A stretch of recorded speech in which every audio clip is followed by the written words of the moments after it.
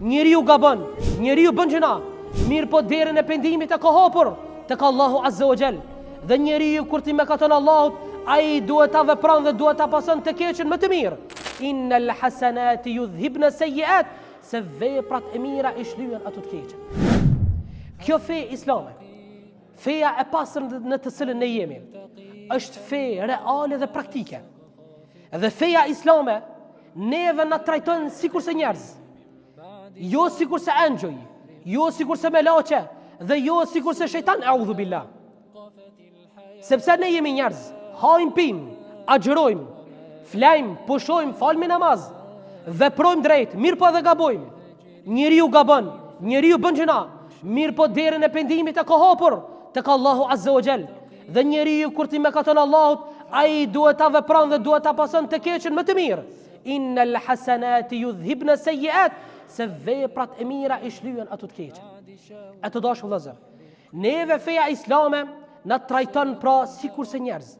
Sepse fatkeqësisht në ditën e sodit shumë njerëz mundohen të bëhen sikur se të jenë melaçe. Jo vëllezër. Allahu neve na ka kriju njerëz. Nuk na ka kriju melaçe. Shpesh herë ne kur t'i shohim disa persona, më së shumë t'i marrim shembull tek disa dietar, tek disa alima, thirrsa në fenë Allahu te bareke ve taala, kur ata buzëqeshin, ata lumturohen, ata gozohen për disa persona të dashur vëllezër, lumturia dhe rahatia e tij është fatkeqësi. Madje për dikon është skandal. E dini pse? Se ai kështu mendon se ne do të më kon melaçe. Se ata kështu mendojnë se njeriu do të më kon angjëll. Jo vëllezër.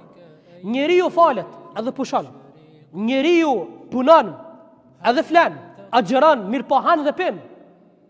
Ne shëmbulltyrën më të mirë e kemi pejgamberin alayhis salam, modelin më real. Si ishte pejgamberi alayhis salam? Çeshte, buzëqeshte, mirë po edhe çante.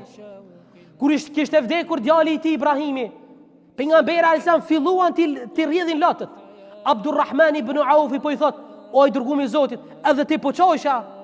Çfarë tha pejgamberi alayhis salam? "Po edhe unë jam njeri." Syri luton, zemra mërzitet dhe pikëllohet.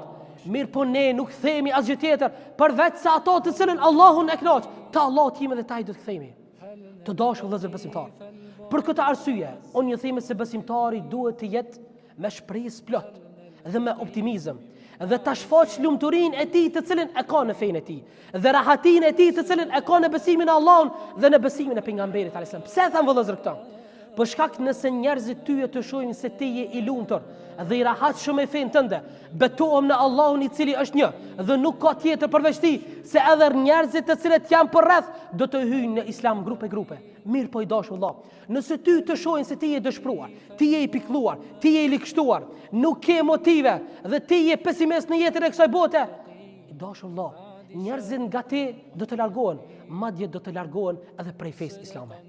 Për këtë të dashur vëllezër besimtar, feja islame neve na thërret që besimin të cilën ne e kemi Kur'anin dhe Sunetin e pejgamberit alayhis salam, këtë lumturi që besimtari e bart në gjoksin e tij, këtë lumturi të cilën e bart në zemrën e tij, ta shfaq edhe tek të tjerët, me besimtarët në përgjithësi, me familjarët e tij, me vëllezërit e tij, me shokët e tij.